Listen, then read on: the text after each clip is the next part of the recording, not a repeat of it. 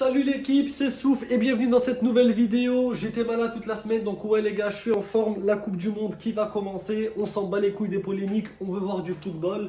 Mais aujourd'hui les amis, nouvelle vidéo consacrée à vous les amis. Vidéo inspirée par tous vos messages et je tenais avant tout à vous remercier pour tous les messages que je reçois.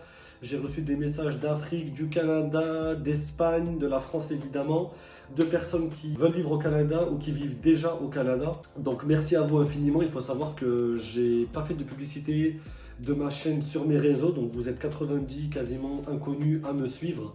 Et en tout cas les amis, je tenais à vous remercier. Et j'ai lu tous vos messages et la plupart d'entre eux ont un dénominateur commun, c'est que vous m'avez tous parlé de la peur. Vous m'avez tous dit félicitations, t'as eu les couilles de partir. Moi j'aimerais le faire mais j'ai peur, c'est mon rêve mais j'ai pas les couilles de partir également. Et du coup les amis, aujourd'hui on va parler de ça. Alors toi qui regardes cette vidéo, sache que tu as une flippette en face de toi. J'ai eu peur et j'ai toujours peur aujourd'hui. Je suis un gars qui aime le risque, j'aime les défis, mais j'aime aussi les risques contrôlés. Donc on va dire que j'ai tout le temps fait en sorte d'être dans une zone de confort où je calculais un petit peu les risques, où j'avais très peu à perdre. Mais c'est vrai que partir au Canada, ça a été la plus grande décision de ma vie. Et je décide de la prendre en 2019, donc quand tout va bien dans ma vie. Je commence à me demander, je commence à dire ouais la vie en France elle est un petit peu éclatée, c'est fatigué. J'ai envie de voir si l'herbe n'est pas plus verte ailleurs. Pas forcément au Canada, mais je réfléchissais à partir à Londres, au Canada, à Dubaï, etc.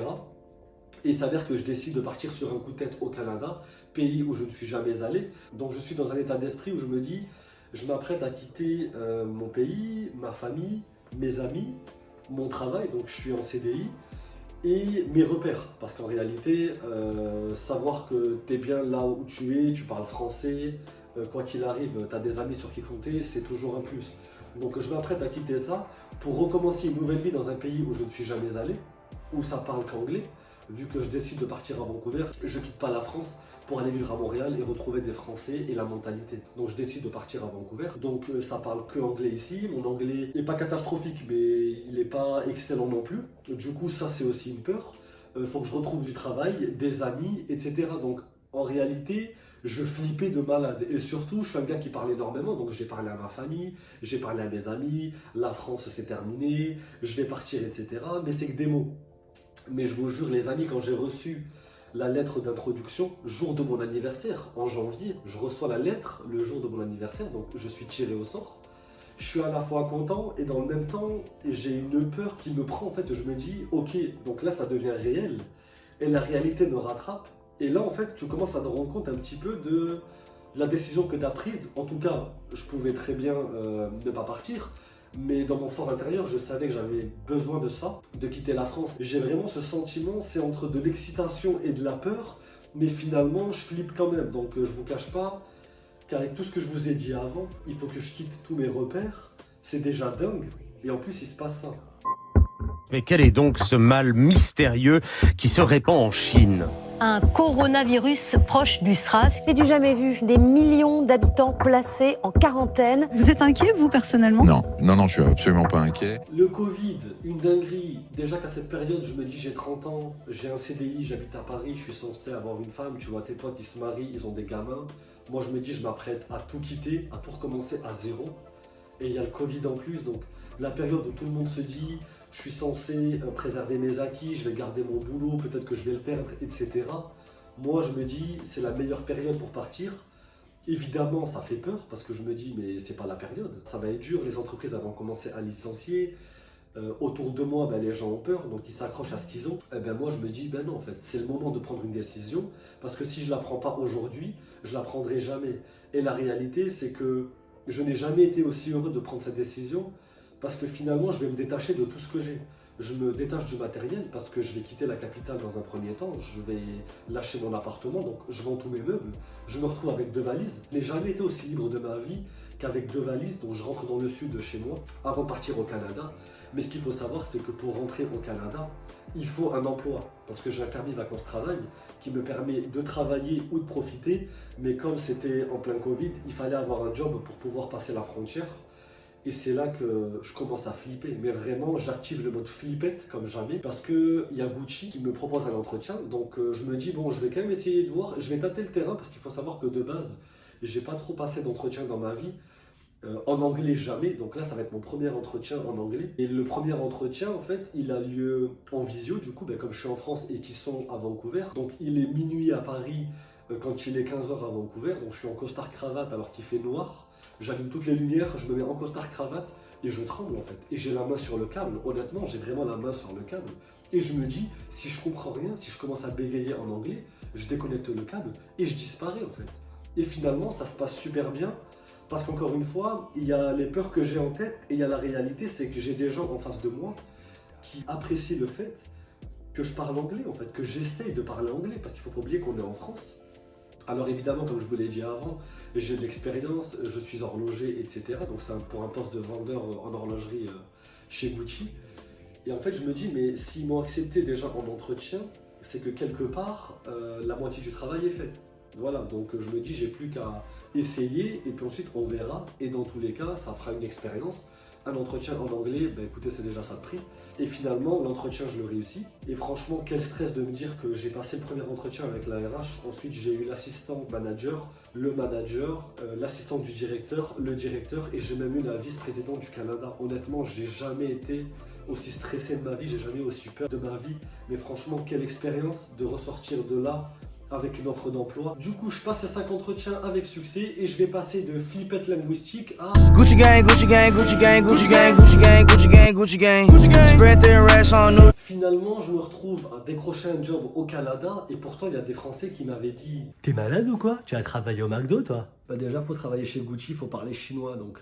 Genre, t'habites en France, ils vont te recruter au Canada, ouais, bien sûr, ouais. Et pourtant, c'est ce qui s'est passé et j'ai été recruté par Gucci à Vancouver et maintenant, je vais avoir la deuxième peur. C'est que je vais me dire, bah là, ils m'attendent au Canada, je vais vendre des produits en boutique avec le manager à côté de moi. Et ça, c'est la peur de ma vie. Et vu que là, il n'y a pas de câble, il n'y a pas d'écran entre nous pour fuir et je serai sur place. Finalement, ça s'est bien passé. Ils étaient tellement contents d'avoir un Français dans la société qu'ils m'ont demandé de faire un exposé devant tous les employés de la maison. Donc, on était à peu près 35 sur l'horlogerie. Donc, j'ai présenté l'horlogerie devant 35 personnes. En anglais, évidemment. Ça s'est tellement bien passé qu'ils m'ont demandé de faire la même chose devant les employés du magasin. Et là, les amis, je vous cache pas, j'ai eu un coup de pression de malade. Au calme, ils m'ont donné un micro. Il y avait 100 personnes devant moi avec une télé et une petite estrade. Je peux vous dire que je me suis chié dessus, mais ça s'est bien passé. Au final, j'ai travaillé pour Gucci quelques mois. Ça a été une aventure exceptionnelle. J'ai énormément appris. J'ai amélioré mon anglais. J'ai pris énormément de confiance en moi. J'ai appris à parler aux gens. En anglais à argumenter, donc ça a été vraiment une expérience enrichissante. J'ai quitté la société en vue d'avoir un emploi qualifié pour obtenir la résidence permanente bientôt, étant donné que j'aimerais bien vivre ici à long terme. Mais en tout cas, la morale de cette vidéo, c'est que j'avais énormément de peur avant de partir et j'ai changé de vie. En fait, cette peur qui m'handicapait, j'en ai fait un moteur et je me suis dit, si j'affronte mes peurs, j'ai tout à gagner parce qu'au final, qu'est-ce que tu as à perdre? Qu'est-ce que j'avais à perdre? Au pire, je rentrais en France, je reprenais un CDI de merde, on me payait au lance-pierre et basta. Mais en repartant à zéro, je me retrouvais un petit peu dans la merde. Et c'est là en fait où tu comprends qui tu es, tu te remets en question, tu deviens plus fort. Les gens ici sont super accueillants, ils savent que tu changes de pays, donc tout est facilité. Ils apprécient le fait que tu parles français, que tu essaies de parler anglais. Si tu parles d'autres langues, c'est encore mieux. Mais finalement, ça permet aussi de faire un comparatif aussi avec la France, où je me dis qu'on a tellement peur en France. Malheureusement, les gens prennent confiance et les gens abusent de ça. Quand on sait que tu as peur, quand on sait que tu dépends de ton travail, évidemment, on ne t'augmente pas, on ne te propose pas les promotions que tu mérites, on ne te propose pas de meilleurs jobs et finalement, tu peux passer toute ta vie à un même poste, pas parce que tu en as envie, mais parce que tu as peur de perdre tes acquis et finalement, tu t'auto-sabotes. Je pense que vous avez vu ma qualité de vie ici à travers le peu de vidéos et vous allez en voir plus. Mais là où j'avais peur, finalement, je me dis, mais j'aurais dû le faire avant, parce que la vie ici est incroyable, comme elle peut l'être ailleurs. Aujourd'hui, je suis vraiment fier d'avoir franchi ce cap-là et d'avoir affronté mes peurs. Je les vois plus comme un challenge. Là où avant, comme je l'ai dit, elle était handicapante, j'en ai fait un moteur aujourd'hui. Si ça me fait peur, ben je fonce, j'y vais. Et ça m'a souri, en tout cas ça me prouve que la réussite est derrière les peurs, j'ai pu améliorer ma vie et surtout c'est une fierté personnelle, j'ai rendu fier ma famille, mes amis, mes proches et ça n'a pas de prix. Et ce qui est assez fou c'est que j'ai détruit ce que j'ai construit en France et j'ai tout reconstruit ici. Et paradoxalement, je ne suis attaché à rien parce que je sais que je peux repartir à zéro n'importe où et n'importe quand. Et je pense que c'est ça le bonheur, c'est la liberté de choisir et de vivre de ses choix.